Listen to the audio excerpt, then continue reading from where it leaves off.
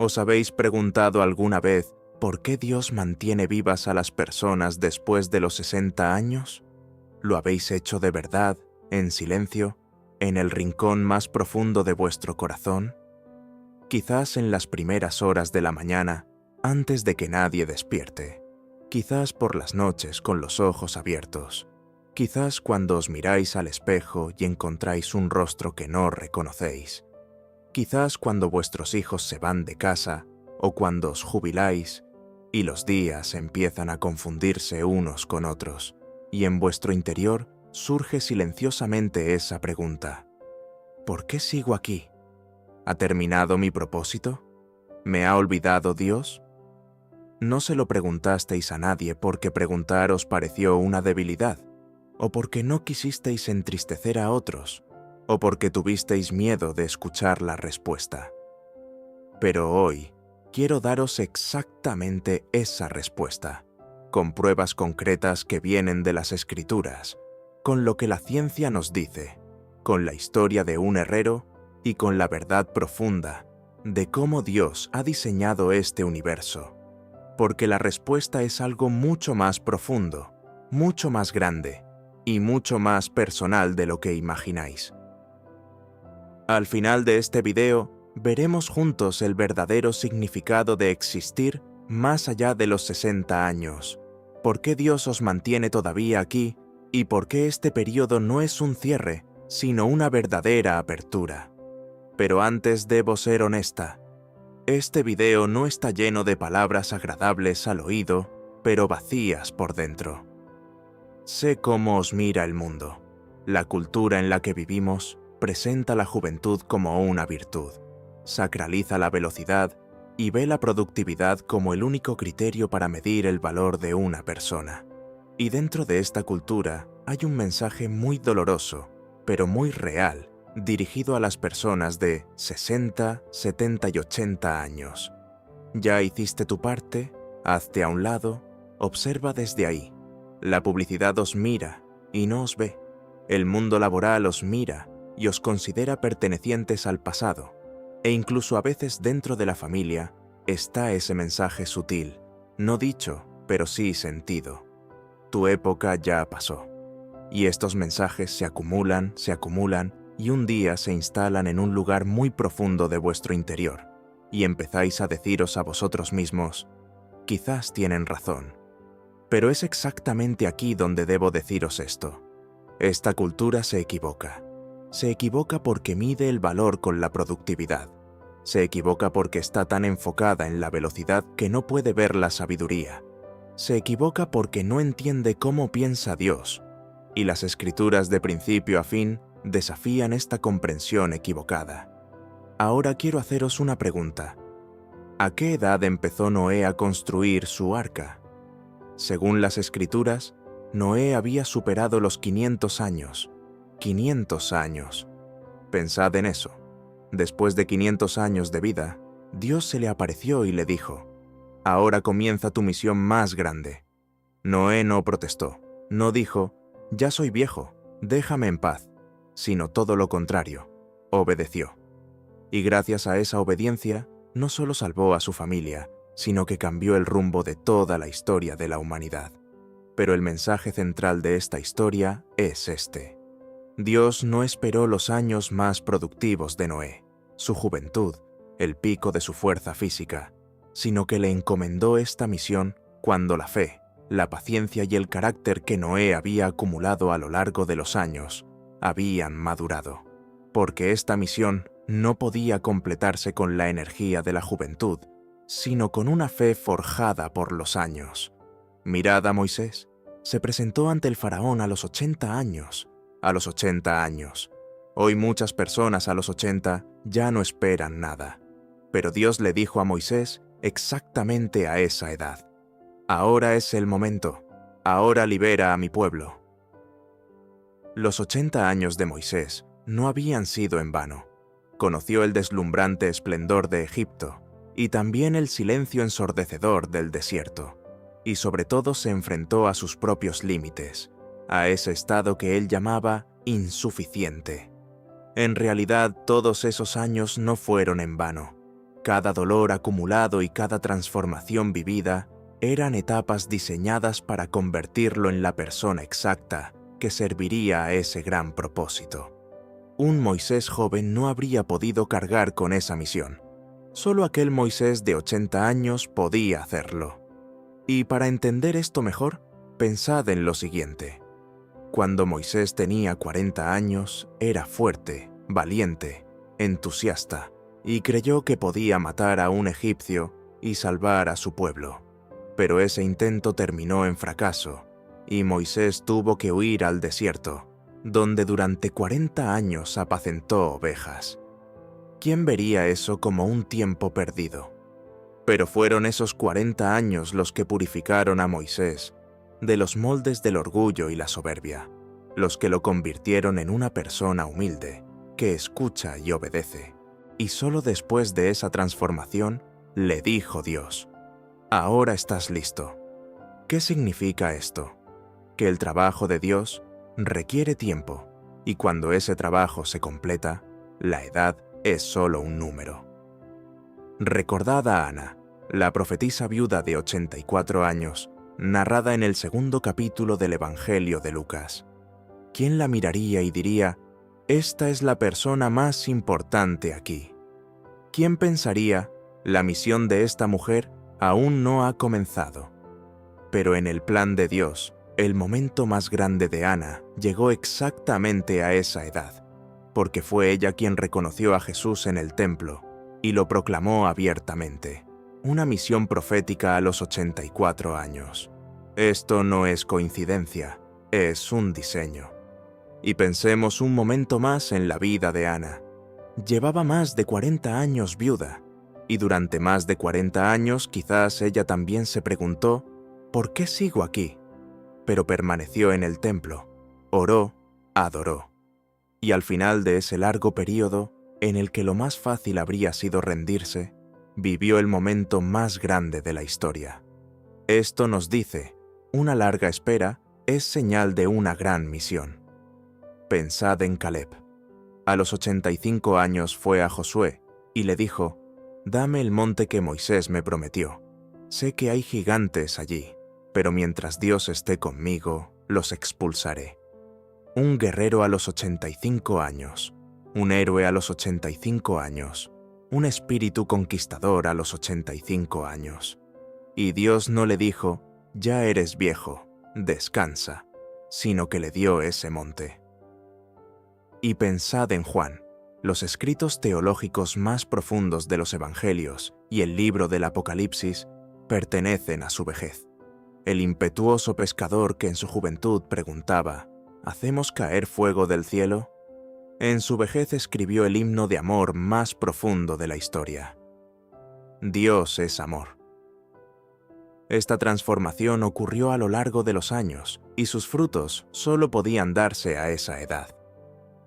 Ahora quiero contaros lo que dice la ciencia psicológica sobre este tema, porque la fe y la ciencia se confirman mutuamente de una manera extraordinaria.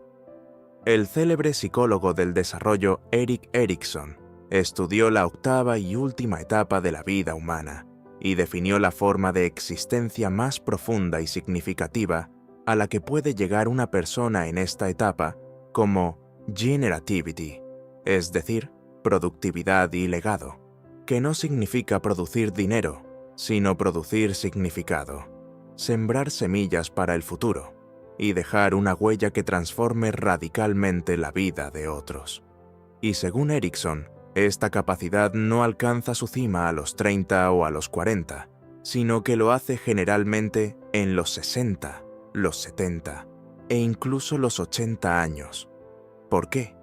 Porque esta capacidad requiere experiencia, requiere aprender del error, requiere trascender los límites del propio ser.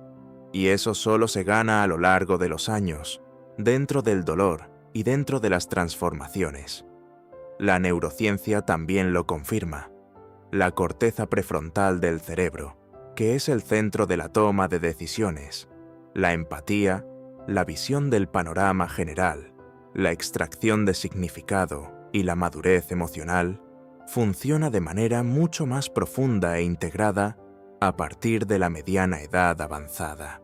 El cerebro que envejece hace algunas cosas más despacio, pero otras las hace con una profundidad e integridad que jamás alcanzó en la juventud, y eso no os convierte en una máquina que se ralentiza, sino todo lo contrario, os convierte en un sabio que se profundiza.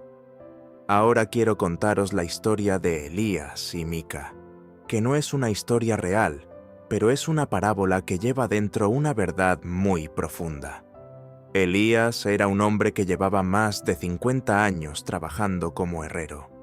Sus manos estaban encallecidas, su espalda dolía, y las profundas arrugas bajo sus ojos cargaban las huellas del pasado. Ya no podía forjar el hierro con su antigua fuerza, le costaba levantar el martillo y no podía permanecer mucho tiempo junto al fuego. Y en su interior había un pensamiento silencioso pero pesado. Ya no sirvo para nada. Entonces una mañana llegó a su puerta un niño de 14 años, llamado Mica, que sostenía en sus manos una herramienta rota y en cuyos ojos había tanto esperanza como miedo. Elías lo miró y sintió que algo se movía en su interior. Se sentó y le dijo a Mica: «Puedo enseñarte cómo reparar esta herramienta, pero más importante aún, puedo enseñarte por qué debes ser un buen artesano».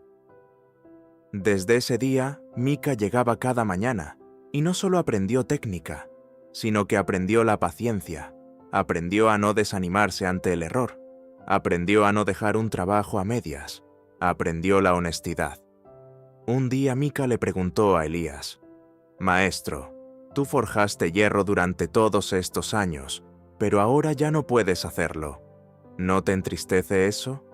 Elías respondió tras un largo silencio: «Mica, yo forjé hierro durante 50 años porque sabía forjar hierro, pero cuando te vi, me di cuenta de que mi verdadera misión no era forjar hierro, sino enseñar a forjar hierro. Y esta misión la estoy cumpliendo, no cuando mis manos eran fuertes, sino cuando mis manos se han debilitado, porque solo cuando mis manos se debilitaron, te vi obligado a venir a mí».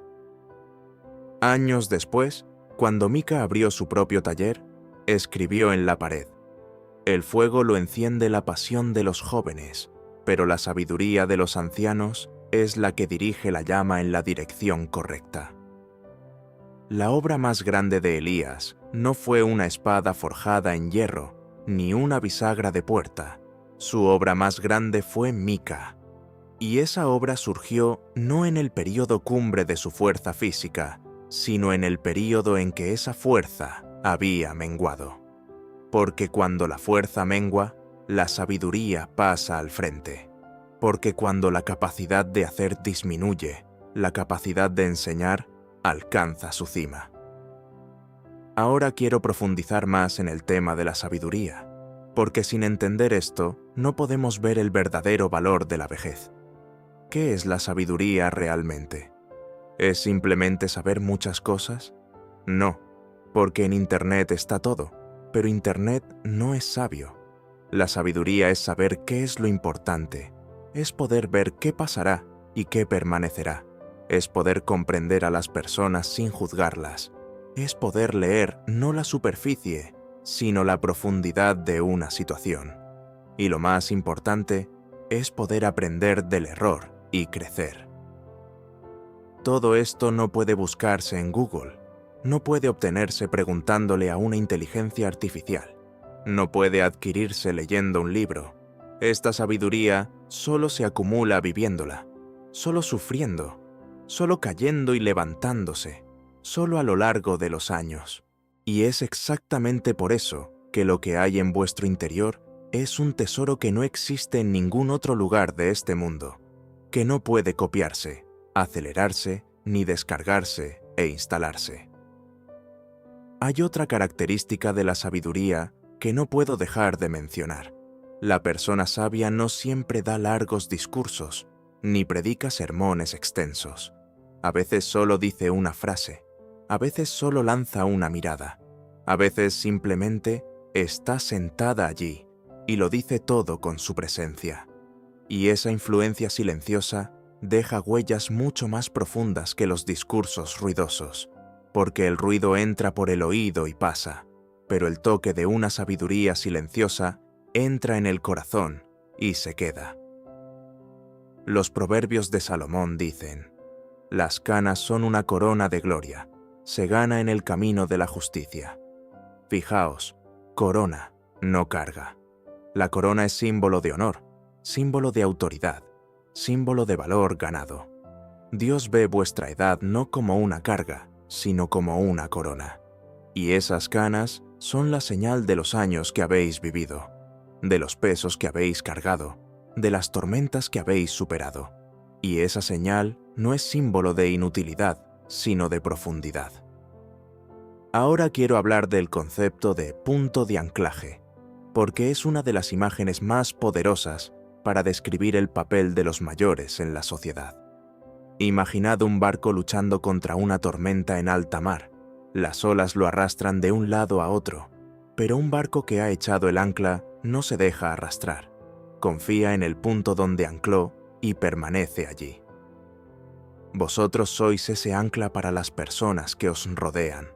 Vuestra presencia, vuestra estabilidad, vuestra fe inquebrantable les recuerda a quienes os rodean que existe un punto fijo en el mundo. Imaginad a un nieto cuya vida se tambalea. Imaginad a un joven que se ha perdido. Imaginad a un familiar que está en un período en el que todo le parece sin sentido, que levanta los ojos y os mira y ve vuestra existencia serena, mesurada y profunda. Y esa imagen le dice: la vida puede cargarse, la vida puede superarse. Más allá de la vida hay una realidad. Ni siquiera necesitáis decir esto con palabras, basta con que estéis ahí. Porque vosotros sois un punto de anclaje. También necesitáis entender algo muy importante sobre la transmisión intergeneracional de la sabiduría. La juventud, por su propia naturaleza, no puede ver más allá, porque todavía no ha visto. Una persona joven no sabe que está a punto de cometer un error, porque aún no ha vivido las consecuencias de ese error. Pero vosotros sí las habéis vivido. Vosotros lo visteis. Vosotros sabéis a dónde lleva ese camino. Y si ese conocimiento no se transmite de generación en generación, cada generación se verá obligada a caminar de nuevo hasta el borde del mismo precipicio. Por eso, las Escrituras no pusieron a los ancianos al margen de la sociedad, sino en su centro, ante las puertas, en los consejos de consulta, junto a los jóvenes, porque una sociedad sin ancianos es como una sociedad que ha perdido la memoria. Y las sociedades que pierden la memoria cometen los mismos errores una y otra vez. La sabiduría no puede descargarse, no puede acelerarse, no puede copiarse, solo se gana a lo largo de los años pagando su precio. Y por eso vosotros sois imprescindibles para los jóvenes que os rodean. Quizás ahora tengáis en vuestro interior este pensamiento: todo esto está muy bien, pero yo ya no siento a Dios. Oro, pero no llega respuesta. Hay silencio, como si Dios se hubiera alejado o me hubiera olvidado. Tomo en serio este sentimiento. Es real y es una experiencia interior profunda que muchas personas viven. Pero debo deciros esto: el silencio de Dios no es la ausencia de Dios. Estas dos cosas son completamente distintas. Recordad al profeta Elías. Estaba sentado en el monte, agotado, cansado, diciendo: «Basta ya, Señor, quítame la vida». ¿Y qué hizo Dios con él? Primero lo dejó descansar, lo alimentó, lo fortaleció, y luego le habló en un susurro, no en el gran viento, no en el terremoto, no en el fuego, sino en un susurro sereno, profundo e íntimo. Y ese susurro solo podía escucharse cuando todo se había calmado. Quizás el silencio que vivís ahora es precisamente el período de preparación para ese susurro. Quizás necesitáis liberaros de ese gran ruido, porque el susurro que está por llegar solo podréis escucharlo si permanecéis en silencio. Quizás este silencio no es un abandono, sino un posicionamiento, igual que un jugador de ajedrez que piensa larga y profundamente antes de hacer su jugada más poderosa, igual que un jardinero que prepara la tierra durante mucho tiempo antes de dar la cosecha más abundante. Ahora mismo estáis siendo posicionados, y ese posicionamiento se manifestará en el momento que menos esperéis. Pongamos lado a lado y hagamos concreto el fuego incesante de la juventud con la sabiduría decantada de la vejez. Una persona joven enciende un fuego. Ese fuego es hermoso, cálido y da energía, pero el fuego sin control quema y destruye.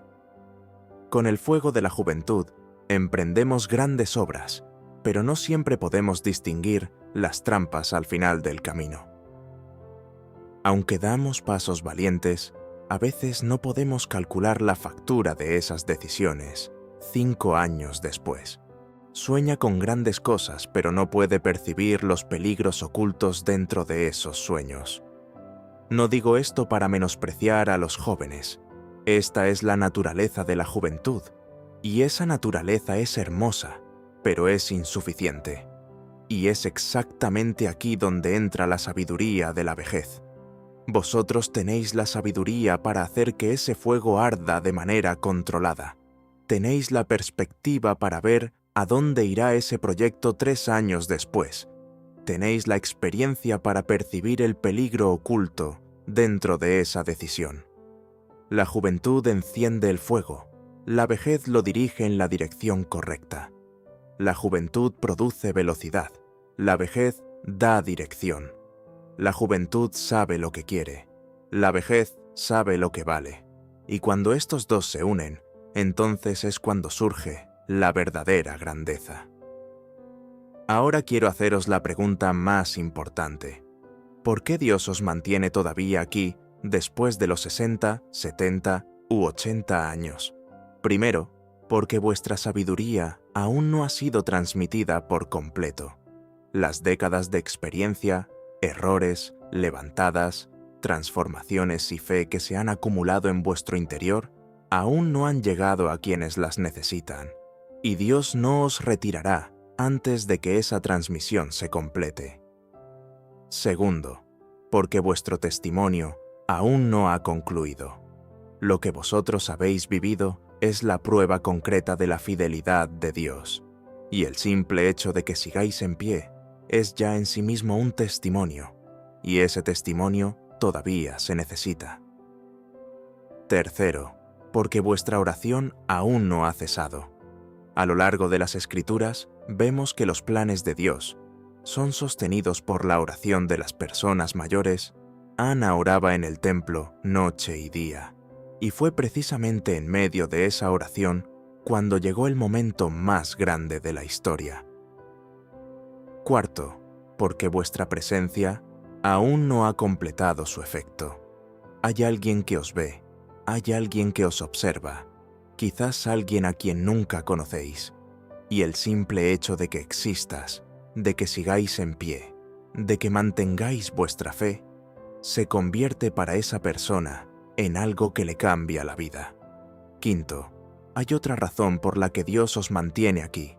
Vuestro viaje hacia la comprensión de algo que aún no comprendéis del todo continúa, porque la fe no es un destino sino un camino, y ese camino no termina de este lado. Dios os mantiene dentro de ese viaje porque las profundidades de la fe son inagotables, y Dios quiere atraeros aún más hacia esas profundidades. El profeta Jeremías escribe: «Porque yo sé los planes que tengo para vosotros, planes de bienestar y no de calamidad, para daros un futuro y una esperanza».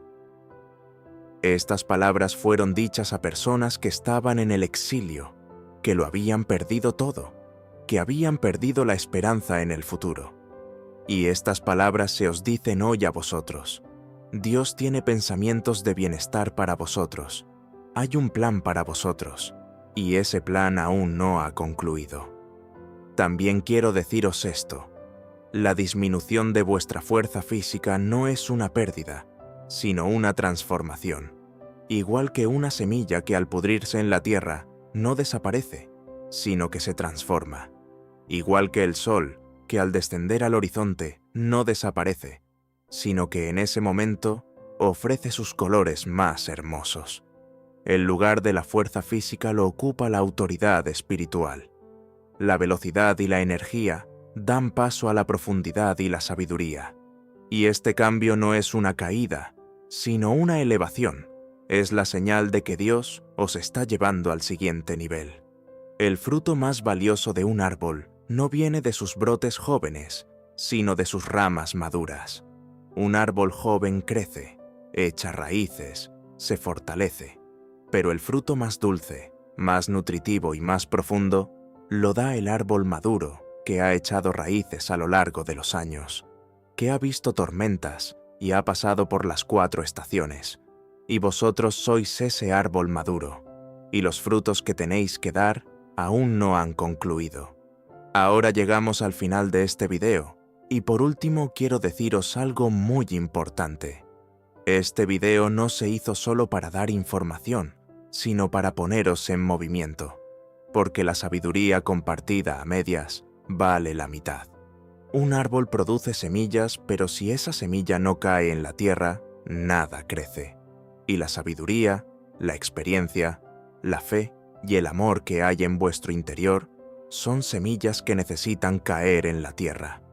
Por eso, ahora quiero que hagáis esto. Pensad, ¿quién hay en vuestra vida? ¿Un hijo, un nieto, un vecino, un joven? ¿Quién necesita vuestra sabiduría?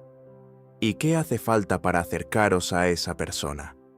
A veces basta un solo mensaje, a veces solo una llamada, a veces papel y lápiz, y a veces simplemente sentarse a su lado sin decir nada, porque la comprensión más profunda nace la mayoría de las veces no de las palabras, sino de poder escuchar de verdad y en silencio. Y también podéis hacer esto. Escribid vuestra vida, las noches en que os derrumbaseis y las mañanas en que volvisteis a levantaros. ¿Por qué momentos rotos os llevó y os sostuvo Dios? ¿Cómo vuestra fe os sostuvo en ese umbral en que todo se agotaba? No tiene que ser perfecto, no tiene que ser un libro, solo tiene que ser real. Aunque sean unas pocas páginas, o simplemente una grabación de voz, o un video, porque ese testimonio vivirá mucho más que vosotros. Llegará sin que os deis cuenta a alguien a quien nunca conocisteis, y tomará de la mano a alguien en el momento más inesperado. Si este video ha tocado algo en vuestro interior, si estas palabras os han hecho decir en silencio, todavía estoy aquí, todavía tengo un propósito, escribid abajo, mi misión aún no ha terminado. Esto no es solo un comentario, es una declaración, es una promesa que os hacéis a vosotros mismos, a quienes os rodean y al universo. Y cuando escribáis esa declaración, quizás otra persona la lea, y para esa persona sea algo que le cambie la vida, porque así se construye una comunidad, porque así se construyen los puentes entre generaciones, porque así avanza el plan de Dios, a través de una red de personas que se nutren unas de otras, que se sostienen unas a otras, y que son el punto de anclaje unas de otras. Y compartid este video con alguien en cuya vida se pregunte, ¿por qué sigo aquí todavía? Porque quizás este video sea exactamente la respuesta que esa persona necesita. Quizás este video cambie la vida de alguien, y ese cambio ocurrirá por vuestras manos. Estáis aquí porque en el archivo de Dios hay una sabiduría acumulada en vosotros a lo largo de los años que no existe en ningún otro lugar. Estáis aquí porque vuestro tiempo aún no ha llegado. Estáis aquí porque vuestra obra no ha terminado. Hay alguien a quien aún no habéis conocido, que necesita esa palabra que aún no habéis dicho. Hay una historia que aún no habéis contado, que dejará huella en la vida de alguien. Hay una sonrisa que aún no habéis visto, y solo vosotros podréis abrir esa puerta. Vuestras canas son una corona. Cada crisis que habéis atravesado, cada pérdida, cada vez que os habéis levantado de nuevo, no os empequeñeció, sino que os profundizó. No os quebró, sino que os hizo sólidos. Y ahora es el momento de compartir esa profundidad, esa solidez, esa sabiduría. Dios os ama, exactamente ahora, exactamente tal como sois, exactamente a esta edad. Y ese amor os sigue manteniendo aquí, porque vuestra obra aún no ha terminado. ¿Y tú, crees realmente que todo ha terminado? ¿O Dios te está guardando para el momento más importante?